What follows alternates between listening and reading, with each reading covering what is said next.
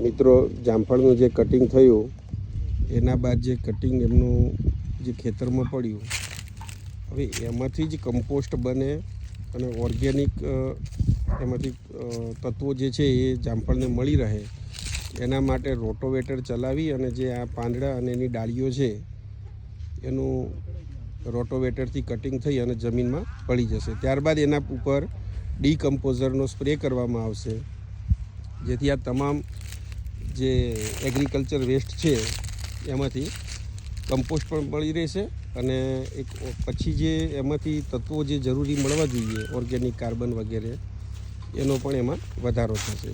તો organic farming તરફનું આ એક કદમ છે. એના કારણે થોડો ખર્ચો વધે છે ખેતરમાં અને એના કારણે આ ઓર્ગેનિક વસ્તુઓ જે છે એ થોડી મોંઘી હોય છે, પરંતુ તંદુરસ્તી માટે જોઈએ તો એ વધારે સસ્તી ગણી શકાય, મોંઘી નહીં.